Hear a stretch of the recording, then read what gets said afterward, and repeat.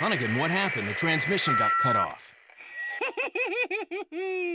Salazar, how'd you... We've jacked the line. We didn't want you telling everyone any unnecessary information. Where's Ashley? Ah, so she fell into one of our wonderful traps. We'll make sure we find her. Don't you worry about her. Oh yes, I let our miserable insects out for some exercise down in the sewer. Thanks. That should keep me company, 'cause boredom kills me. I look forward to our next encounter. In another life. Eh bien yo tout le monde, c'est ça, aujourd'hui on se retrouve pour la suite de notre walkthrough de Resident Evil 4 sur PlayStation 3. Alors ça fait un petit bout de temps que j'ai pas touché à RE4, enfin qu'il n'y a pas eu de vidéo de RE4, puisque j'ai globalement fait j'ai mis l'accent plutôt sur Jack 2 plutôt que RE4. Alors, on arrive dans un nouveau chapitre, le chapitre 3.2. Donc on va faire tout le chapitre 3.2 dans cette partie, pour ça que la vidéo est un petit peu plus longue que la moyenne. Enfin, en gros, les chapitres commencent à être longs à partir de maintenant. On a pu ce genre de chapitre un petit peu court, comme on avait, comme le chapitre 2.2 par exemple, ou le 2.1 qui était vraiment court. Là, on arrive dans des chapitres vraiment assez longs. Alors, on découvre une nouvelle zone du château dans ce chapitre, il s'agit des égouts. On est obligé de passer par les égouts en fait, puisque à la fin de la dernière vidéo, Ashley s'est fait capturer par un piège du château. Et on n'a que ce moyen là en fait pour, vous allez voir, c'est assez débile d'ailleurs ce qu'on doit faire. On doit passer par les égouts pour revenir dans la salle dans laquelle on était juste avant. Donc bon, je vais vous expliquer les ennemis juste après, hein, les ennemis qu'on a. On doit revenir en fait dans la salle dans laquelle on était juste avant pour continuer. Enfin, vous verrez, il y aura un passage qui se sera ouvert pardon, tout simplement. Alors, on a des nouveaux ennemis. Donc ce sont les Novistadors. Donc ce sont ces espèces d'insectes. Pour le moment, c'est la première fois qu'on les voit. Ils sont vraiment sous la forme insecte. Plus tard dans le jeu, on les reverra. Ils seront sous la forme insectes un petit peu volants. Ils auront évolué. Enfin, on va les recroiser 2 fois dans le jeu. Donc on aura l'occasion d'en reparler. Alors, ils peuvent nous dropper 3 types de trésors. Soit les yeux verts, soit les yeux rouges, soit les yeux bleus. Il nous faut un œil de chaque en fait, à pouvoir combiner avec une lampe plus tard dans le jeu. Pour si on arrive à la combiner un œil de chaque couleur par lampe, parce qu'on en aura 2 dans le jeu, on peut la vendre à son prix maximum. C'est un petit peu rare quand même d'avoir des yeux bleus, c'est quand même assez rare. Le vert étant le moins rare, et le bleu le plus rare, rouge étant plus ou moins un drop moyen. Alors, ma petite technique en tout cas, si vous ne le faites pas en speedrun le jeu, parce qu'en speedrun évidemment le but c'est de passer, de rusher et d'essayer d'éviter de se faire toucher. Ces insectes là sont très aléatoires au passage, hein. On ne peut pas prévoir le type d'attaque qu'ils vont nous faire. Ils vont très souvent nous sauter dessus, nous mettre des dégâts directs, donc bon, de toute façon il faut un shotgun et puis voilà, pouvoir se démerder un petit peu avec eux. Alors, pour essayer de contrer leurs petites attaques, se mettre dans une cellule comme ça, c'est un très bon plan, parce qu'en fait ils ne peuvent arriver que par la porte, alors que si vous restez en plein milieu de la zone, ils pourront arriver par derrière vous, devant vous, sur les côtés, en plus par le haut. Là ils peuvent à la limite passer sur le haut de la porte, au pire, mais vous avez juste à lever votre canon, et comme celui-là, voilà, il a sauté par terre, et on les voit quand même s'ils ont un camouflage invisible, on arrive quand même à les repérer, puisque on arrive à discerner les formes quand même de leur camouflage. C'est pas si perfectionné que ça. Donc on en a encore un, je crois, à tuer. Ils sont quand même énormes, hein, ils font beaucoup de dégâts au passage. On va prendre les cartouches de shotgun, je vais aller chercher leur trésor au passage. Je crois que je vais d'ailleurs me coltiner 3 yeux verts parce que c'est le plus commun. Je vais vous lire par contre la petite note. Mes mots de Louis. Certains parasites peuvent contrôler leurs hôtes. Les biologistes savent tout cela, mais on ignore comment font les parasites. L'étude spécifique de ces parasites pourrait permettre d'en savoir plus sur les pouvoirs des plagas et peut-être même d'avoir plus de renseignements sur les victimes de Plagas, les Ganados. Voici une liste des parasites qui sont capables de manipuler le comportement de leurs hôtes. Dicrococelium, je vais m'en moquer un peu des noms. Après avoir migré dans l'œsophage de la fourmi, la lave de ce parasite modifie le comportement de l'insecte. Le soir, quand la température chute, la fourmi infectée grimpe jusqu'en haut de la plante et s'y accroche avec sa mandibule. La fourmi y reste jusqu'au petit matin, c'est là qu'elle risque le plus de se faire dévorer par un herbivore tel qu'un mouton. On pourra croire que le parasite manipule le comportement de l'hôte pour arriver dans le corps pour arriver dans le corps de l'eau finale. La larve de ce parasite élit domicile dans le cerveau d'un poisson, tel que le queue jaune ou le larbre-oiseau. Après avoir été infecté, le poisson remonte à la surface et attend d'être mangé par les oiseaux marins. Bien entendu, ce comportement ne peut s'expliquer que par la volonté du parasite d'arriver dans le corps des oiseaux. Les sporocytes de ce parasite se développent dans les tentacules. De couleur vive, les sporocytes bougent sans cesse comme un ver. Il est étonnant de constater que l'escargot infecté se place au sommet d'une feuille. Il est plus visible et a donc plus de risque d'être mangé. Après avoir été dévoré par un oiseau, le parasite achève sa métamorphose en adulte. Alors il faut savoir que ce genre de comportement se retrouve chez beaucoup de parasites, hein, enfin des parasites réels aussi. Hein. J'ai pas de noms spéciaux sous la main, mais pour une fois que je peux faire un parallèle avec la réalité depuis RE4, je peux vous dire qu'il y a certains parasites qui, comme ça, en voulant atteindre le corps d'un hôte final, voilà, passe par l'intermédiaire d'un autre, d'un autre animal. C'est un peu le truc de la vache folle, c'est-à-dire que nous on mange, enfin les humains ont mangé de la vache qui était infectée et donc du coup on se retrouve avec un parasite. C'est absolument le principe aussi de la contagion tout simplement. Alors ici on a un nouveau novistador, celui-là on peut lui mettre une balle de snipe dans son parasite, ça le tue direct. Il faut savoir par contre que si on descend, voilà, on en a un deuxième qui est un petit peu plus problématique parce que celui-là descend et on doit le taper au corps à corps. Si on est assez réactif, avant qu'il fasse un certain type d'attaque, encore une fois il en a plusieurs des types d'attaques, hein, on peut lui mettre un coup de pied et totalement annuler son attaque et en plus lui mettre des dégâts.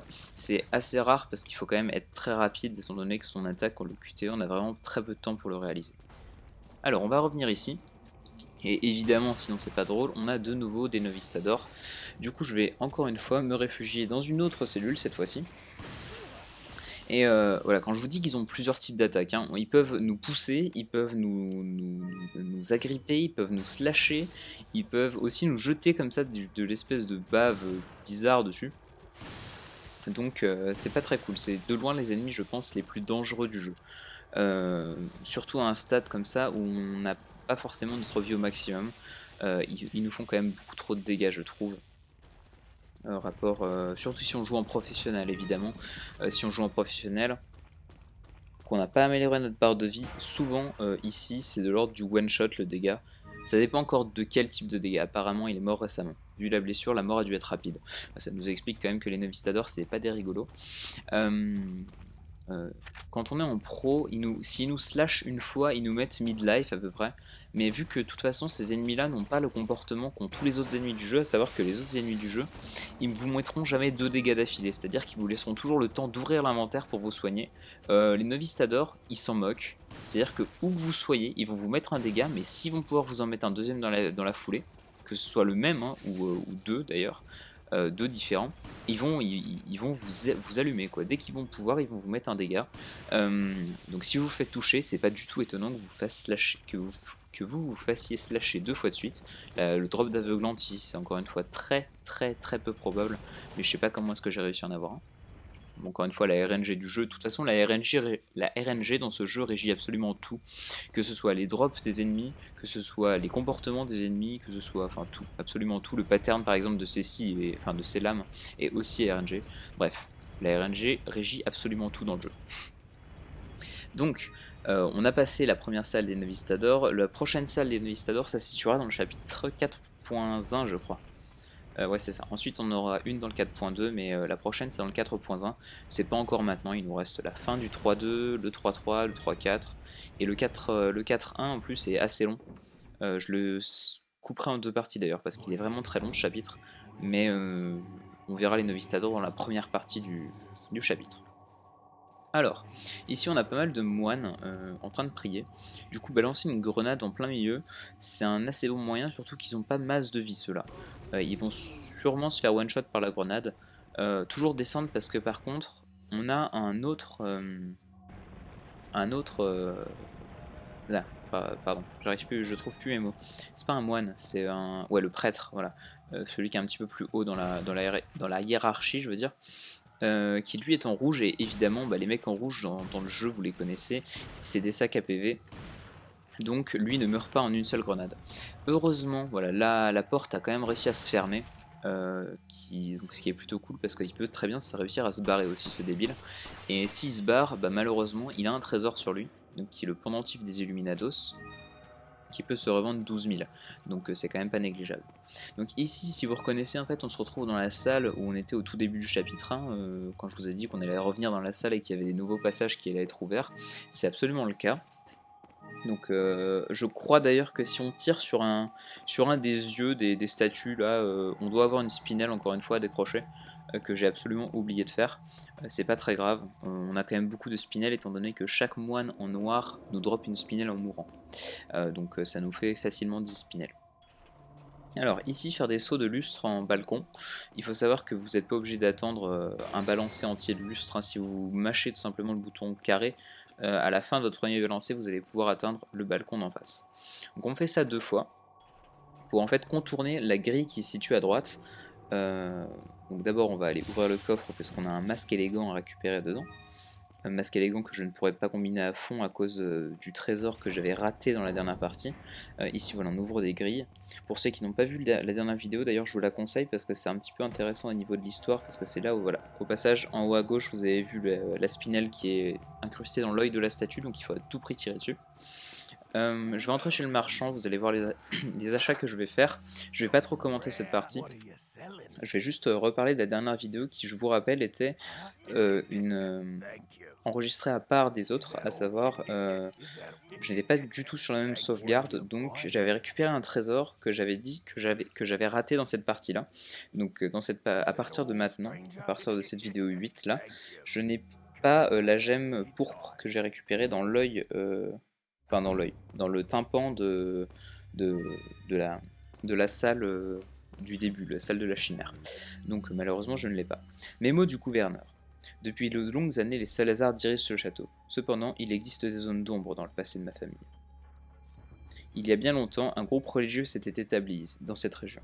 Il s'agissait des Illuminados. Le premier gouverneur du château leur a retiré leurs droits et privilèges. Je suis fidèle de cette religion et je suis également le 8e gouverneur du château. J'estime qu'il est de mon devoir d'expier ce péché. La meilleure façon de le faire est de rendre ses pouvoirs aux Illuminados. Comme je le pensais, il a fallu un peu de temps, mais nous avons réussi à réanimer les plagas qui étaient endormis. Cette réussite me rapproche encore plus du retour des Illuminados. J'ai libéré les plagas des profondeurs de ce château et les ai donnés à Lord Sadler. Non seulement pour expier les péchés de mes aïeux, mais aussi parce que j'étais certain que le Lord en ferait bon usage pour sauver le monde. Sauver ceux qui ont péché en utilisant le pouvoir des plagas et laver leurs âmes pour créer un monde sans péché. C'est écrit. Après avoir été purifiés, ils deviendront l'un des nombreux Ganados et trouveront une raison de vivre. Et une fois que le Lord aura donné naissance au monde qu'il a imaginé, les péchés des Salazar, ma famille, seront expirés. Donc voici une petite lettre du maître des lieux, Salazar, qu'on a déjà rencontré. On arrive dans une nouvelle salle ici, une nouvelle salle qui est un petit peu spéciale dans la mesure où elle est un petit peu, il y a un fil rouge. On a un homme en rouge là-haut, donc c'est un Red Zealot. Les hommes en rouge avec des casques en forme de bélier comme ça, on les appelle des Red Zealots dans le jeu. Donc il se situe tout en haut sur le balcon d'en face. Il va falloir le rejoindre puisqu'il porte une clé qui nous permet d'ouvrir la porte qui se situe derrière lui. Via cette clé on pourra tout simplement continuer dans l'histoire. Le seul problème c'est que quand on va s'approcher de cet homme là, de ce Red Zealot, il va se mettre à courir et en fait on va devoir le poursuivre dans la salle, donc c'est un petit peu long, pour ça que je vais juste expliquer voilà, le plot au début et maintenant je vais vous parler un petit peu du reste, notamment de la lettre de Salazar. On a vu donc dans sa lettre qu'il appelait donc les parasites s'appellent des plagas, donc ça on l'avait su plus ou moins, je sais pas si c'était dans celle-là ou dans celle de Louis avant, bref. Maintenant je vais arrêter de les appeler les parasites, je vais tout simplement les appeler les plagas, puisque c'est plus court déjà. Et on a aussi une information assez nécessaire sur le nom des ennemis qu'on affronte depuis le début du jeu, ça s'appelle des Ganados. Donc les Ganados ce sont les hommes qui sont sous l'effet d'un plaga, parce qu'ils sont pas plusieurs. Et qui tout simplement sont contrôlés comme des pantins. Il faut savoir que les Ganados, c'est vraiment les hommes parasités de base. Après, on verra que plus tard, par exemple, Salazar est sous le contrôle d'un parasite, que Mendes était sous le contrôle d'un parasite aussi, mais eux, on peut pas vraiment les qualifier de Ganados, puisque ils avaient des fonctionnalités un petit peu meilleures, entre guillemets. Ils sont quand même un peu les bras droits de Sadler. Et il faut savoir aussi qu'ils ont des plagas plus évolués que les ennemis basiques. Alors on va continuer sur la petite passerelle ici. On a donc toujours le Red Zealot qui est en bas là. Tirer sur le bidon, ça permet de tuer les mecs, voilà, les mecs avec les... Je sais pas comment ça s'appelle ces trucs, les espèces de masses d'armes là qu'ils ont au bout d'une chaîne. Je sais plus comment ça s'appelle exactement. Bref, il y en a un qui a survécu. Donc mettre une balle dans les pieds pour les dessouder eux, quand ils sont tout seuls, c'est assez pratique, ça vous permet aussi d'économiser des balles. On peut faire aussi des souplexes évidemment. Il faut pas croire que les souplexes ne font aucun dégât sur les hommes avec des casques. Ça fait des dégâts sur les hommes avec des casques. Ça a moins de chances de les one-shot quand même parce qu'ils sont plus protégés. Mais on peut quand même les tuer comme ça. Alors toujours le Red Zealot là-bas qui se met à courir. On le poursuit évidemment. On le suit donc sur cette espèce de pas de balustrade mais ouais entre autres. Et ici voilà, on a un mec avec un bouclier qui nous attend juste dans le coin. On a le Red Zealot qui est juste derrière aussi.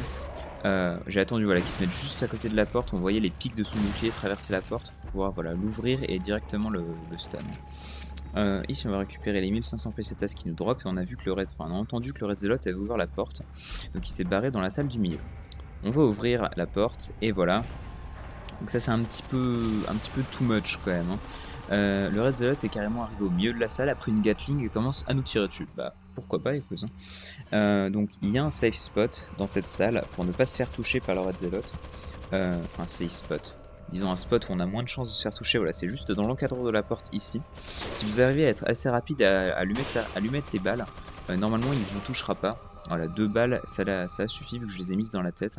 Encore une fois, même s'il a un casque, il a des points plus sensibles que d'autres, c'est-à-dire que on peut normalement le headshot celui-là en lui tirant une balle plus ou moins entre le casque et le corps, donc dans le cou en fait, on peut normalement lui couper la tête.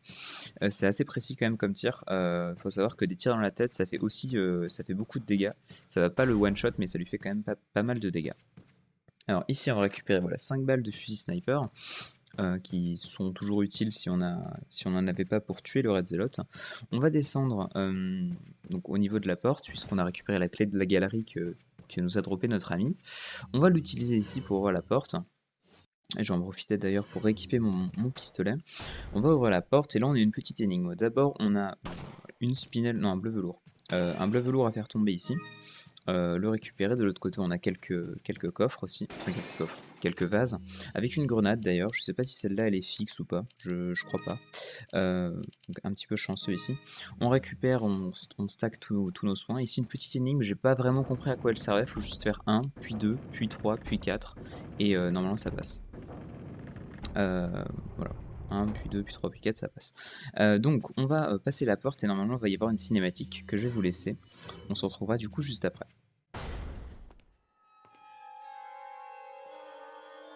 What a pleasant surprise. But I'm afraid it's Ashley we need. Not you, Mr. Kennedy.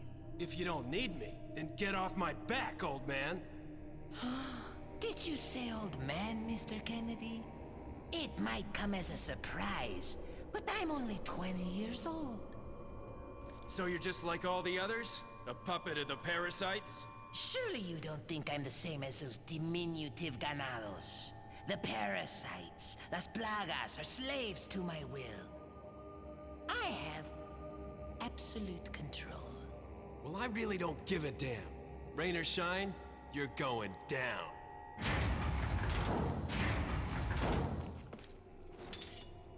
Get rid of our American friend.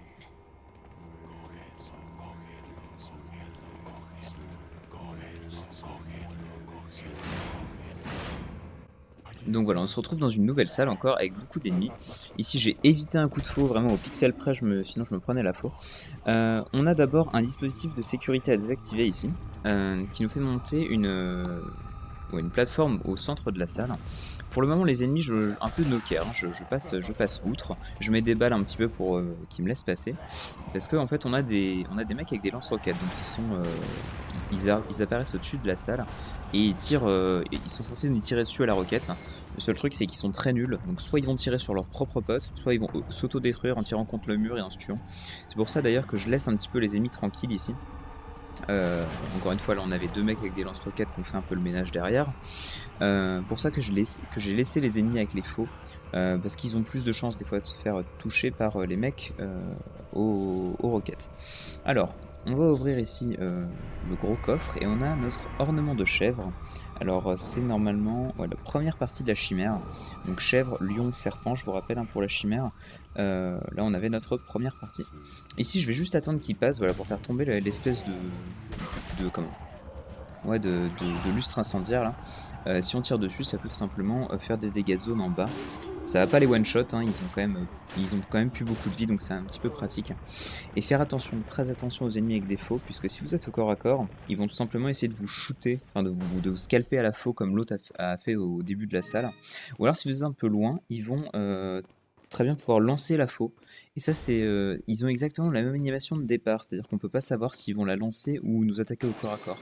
Donc il faut quand même faire assez attention, à savoir qu'on peut quand même tirer sur la faux quand elle fonce vers nous. Quand ils la lancent, c'est très précis comme timing. Donc eux, vaut mieux les mettre au sol, leur tirer dessus, ou alors carrément leur mettre un coup de shotgun dans la tête pour les calmer. Alors, je fais un petit peu le tour de la salle, récupérer les munitions, etc. qu'il y a. Il n'y a pas beaucoup de choses, hein. Il y a une spinelle ici. Il y avait une herbe jaune dans un petit couloir annexe. Là, je vais récupérer l'herbe verte qui se situe sur la tablette qui est juste là. Que j'ai pas récupéré d'ailleurs, que j'ai récupéré maintenant, que je vais fusionner avec l'herbe jaune qu'on a récupéré dans le couloir. Et maintenant, vu qu'on a désactivé la clé et qu'on a désactivé la sécurité et que la porte s'est ouverte, on peut sortir. Ici, on a une petite scène un peu de transition où il n'y a pas d'ennemis. Ici, on a dans un vase des munitions de pistolet. On va continuer par là. La porte à droite est fermée. Elle est fermée en fait par un cadenas qui se situe de l'autre côté de la porte. Donc on reviendra plus tard dans le jeu pour détruire le cadenas. Il faut savoir qu'on ne peut pas le détruire comme ça, de ce côté-là, sauf sur la version GameCube. Sur la version GameCube, si vous avez le TMP équipé de la crosse, donc que j'ai actuellement, la crosse qu'on achète chez le marchand qui donne une petite allonge supplémentaire au TMP et qui aussi améliore la stabilité de l'arme. Si on a cette crosse équipée, normalement avec un angle précis, on peut détruire le cadenas du mauvais côté de la porte. Donc ça fait gagner un peu de temps. Ça nous évite de faire la fin de ce chapitre là. Et vu qu'on est sur PS3, on va tout simplement la faire normalement. Et vu qu'il y a un trésor dans la scène d'après, je suis quand même obligé de vous la montrer. Alors ici j'ai une grenade incendiaire. Je vais recharger mon TMP. Recharger un peu mes armes pour faire un petit peu de la place. Et j'ai assez de place pour récupérer l'incendiaire. On va continuer par là. On a une grande double porte à ouvrir. On va l'ouvrir et normalement il va y avoir un petit travelling qui va nous montrer la prochaine scène.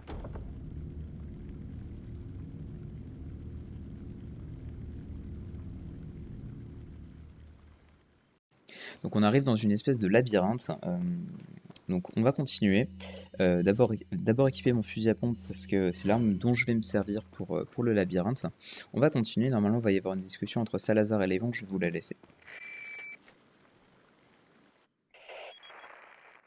Mr. Kennedy. Still alive, I see. So, do you like my garden? I see you've managed to work in a little of your twisted taste here, too. Sagacious as I am, even I get lost here sometimes. Even if it takes your whole life, you'll never get out. Do you know that no one dies without a cause? You will satisfy the stomachs of my cute pets. Now, if you'll excuse me, I have to tie up a few loose ends, like chasing down a couple of rats. 2 rats? If one's Lewis, who's the other? Huh. They're an intruder besides me? Apparemment oui, il y a un troisième intrus. Alors il faut savoir que, on le verra d'ailleurs à la fin de cette vidéo, il y aura une petite cinématique qui nous expliquera un petit peu ça. Alors, le labyrinthe, c'est je pense un des endroits les plus stressants de ce jeu. Pas à cause pas à cause des QTE qui sont mal foutus, hein. Je parle juste à cause des chiens, puisqu'en fait les chiens qui se baladent dans ce labyrinthe, c'est les mêmes, hein, d'ailleurs qu'on avait en revenant à l'église dans le chapitre 2.1, si vous vous rappelez bien, je les avais évités ceux-là. Seulement là, voilà, on en a qui sont en cage comme ça. Ici, balancer une grenade incendiaire pour les tuer, c'est beaucoup plus pratique parce que si vous tirez sur la porte, le cadenas va sauter. Et ils vont vous sauter dessus évidemment. Et si vous vous approchez trop, c'est eux qui vont défoncer la porte. Donc, le labyrinthe, on a deux parties d'une pierre, en fait, ouais, un petit peu comme ce qu'on avait dans le chapitre 1-2, un emblème hexagonal à refaire en deux. Là, c'est un autre emblème qui n'est pas hexagonal, voilà. Ça s'appelle la pierre de lune. Donc ici, on récupère la partie gauche, et bien sûr, dans le labyrinthe, il y a une partie droite aussi à un autre moment. Alors ici, on revient et on a trois chiens, donc deux qui sortent des fourrés et un dernier qui vient de l'escalier carrément. Il faut savoir qu'ils sont très rapides ces saletés et qu'ils font beaucoup de dégâts aussi. Quand ils vous sautent dessus, vous avez quasi obligatoirement un QTE à faire. Faut faire très attention. Vraiment, le fusil à pompe est clairement la meilleure arme puisque vous n'allez pas faire du long shot avec le fusil à pompe évidemment, mais vous allez tirer quand ils sont proches de vous, quand ils sont plusieurs. Et le cône du Riot Gun étant assez large, évidemment, ça vous permettra de faire plus de dégâts. Et ici on récupère des munitions de fusil à pompe, il fallait s'y attendre hein, quand même à ce qu'ils nous en donnent. Ici on peut entendre hein, les chiens aussi, il y en a un deuxième qui est sorti de nulle part. C'est ça d'ailleurs qui est très stressant, c'est pas forcément on se balade et il n'y a rien. Justement, si on se balade et on entend le halètement des chiens et des fois les chiens qui courent, et c'est ça qui est hyper stressant dans ce labyrinthe. Alors on va revenir ici, donc on est à la première cage hein, où les chiens s'étaient délivrés tout à l'heure. Enfin, où on avait délivré les chiens tout à l'heure plutôt. Ici on détruit ça, on récupère une herbe verte dedans. On va passer par la porte. Et je pense que je vais aller à droite directement là, parce qu'on a un objet, je crois que c'est une spinelle à récupérer juste là. Il y a un chien, heureusement qu'il était totalement aveugle et qu'il m'a pas capté. Voilà, faire attention parce que dès qu'ils sortent leur espèce de tentacules comme ça de leur dos, donc c'est leur plaga hein, tout simplement, bah on a très peu de temps quand même pour faire quelque chose. Donc être assez rapide encore une fois. Et le shotgun a quand même une cadence de tir assez rapide et permet de mettre au sol les ennemis, ce qui est plus pratique que le TMP qui lui est encore plus rapide au niveau de la visée, mais qui par contre ne les met pas à terre. Hein. Ça stunnera limite les chiens, et encore c'est pas sûr. Le fusil à pompe est clairement la meilleure arme ici. Et quand vous en avez un, voilà, comme ça, qui est clairement de l'autre côté, etc., qui ne peut pas vous toucher, utilisez le sniper parce que c'est la meilleure arme à longue portée. Et c'est actuellement l'arme qui fait le plus de dégâts dans mon inventaire, le sniper. Alors, je vais récupérer mon fusil à pompe. Alors ici, on a un petit passage qui nous permet en fait d'accéder à la suite du labyrinthe. Celui-là est très prévisible, hein, il arrive carrément en face de nous. Donc pas trop de soucis avec celui-là normalement. On va le tuer. Sur la droite normalement on a une herbe jaune qui se situe quelque part. Ah non, c'est pas ici. Ça ressemble un petit peu mais c'est pas ici. On va d'abord aller récupérer voilà, la pierre de lune partie droite qui se situe juste là. À partir de maintenant on peut sortir du labyrinthe. Hein. On a tout fait. On a fait les objets clés hein, qu'il y avait à récupérer. Il nous reste quand même un soin, donc un spray et un trésor à récupérer dans les coffres. Du coup c'est pour ça que je continue à me balader pour les retrouver tout simplement. Voilà. Juste ici, normalement, on a le spray voilà, qui se situe dans le coffre, donc qui est plus ou moins agréable quand même à ce stade de la partie où bah, on peut quand même se faire un petit peu défoncer par les ennemis, étant donné que maintenant les Ganados portent défaut, étant donné aussi que les chiens font pas mal de dégâts. Alors, on va se balader un petit peu dans le labyrinthe, et ici, voilà, l'herbe jaune dont je vous parlais. On va se retourner parce qu'évidemment, on entend un chien. Donc je sais pas exactement où il est celui-là, mais ouais, c'est un peu le problème. De temps en temps, l'intelligence artificielle est un peu buggée, c'est-à-dire que le chien va avancer quelque part, on sait pas où, en gros il va avancer contre un mur, et il va soudainement apparaître à un moment. Je crois que c'est bientôt d'ailleurs, donc ça peut faire un petit peu peur quand t'as un chien qui te saute dessus, voilà, ou qui est juste à côté de toi comme ça. Heureusement qu'ils sont totalement stupides. Il faut savoir que voilà, ils ont des fois un petit temps quand même, un petit temps d'éclosion entre guillemets, c'est-à-dire qu'ils peuvent courir sans leur parasite, et s'ils n'ont pas leur parasite d'ouvert, bah, ils peuvent tout simplement l'ouvrir devant nous, ça nous laisse un petit peu plus de temps. Ici on va récupérer la gemme rouge donc, qui se situe dans un autre coffre, et on a fini avec le labyrinthe, on a récupéré tous les objets qu'il y avait dedans, on a récupéré les deux pierres de lune, donc on va pouvoir partir. Ici, il me reste par contre 2 chiens à tuer, voilà, qui se ramènent maintenant. Voilà, donc totalement stupide, hein, ils se sont mis à la queue leu, donc du coup j'ai pu les tuer. Ils m'ont rien droppé évidemment. On va ressortir du labyrinthe et les 2 pierres de lune en fait s'assemblent et viennent se déposer sur la porte qui était bloquée tout à l'heure. J'ai récupéré mon pistolet au passage. Alors ici voilà, on va entrer, impossible de l'ouvrir à un creux circulaire, de l'une n'en forme plus qu'une. On va combiner ces 2 objets, l'utiliser, passer la porte et je vais vous laisser la cinématique de fin de chapitre. Put your hands where I can see them. Sorry, but following a lady's lead just isn't my style. Put them up now.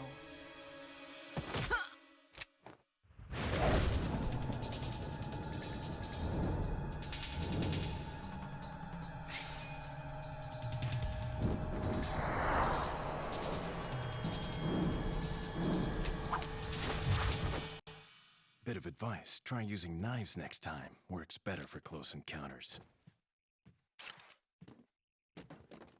Leon. Long time no see.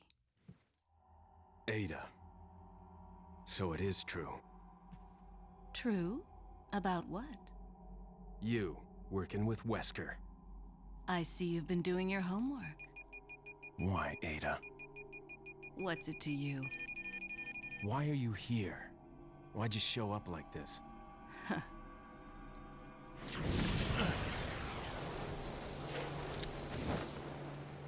See you around. Ada! Voilà une rencontre furtive avec Ada Wong, la compagne, voici l'allié de Léon dans RE2, qui revient ici dans Resident Evil 4 à la recherche de l'échantillon qu'on cherche tous d'ailleurs. Hein. Enfin, nous on veut sauver la fille du président, mais Louis et Ada en fait veulent l'échantillon. Donc on a enfin nos 3 groupes. On a Léon, on a Louis et on a Ada qui ont plus ou moins des intérêts contre ceux de Sadler. Donc c'est la fin du chapitre 3.2. Le prochain c'est le 3.3 avec donc 67% de coups au but, 77 au total, 53 ennemis tués pour 397 au total. Une mort du personnage que j'ai ellipsé, je me suis fait décapiter à un moment par une faux, c'est pas très grave. 2 morts au total. Le prochain c'est le 3.3, il est pas très très long. Je vous attendrai vous la semaine prochaine pour la suite du walkthrough de Resident Evil 4. Des bisous tout le monde.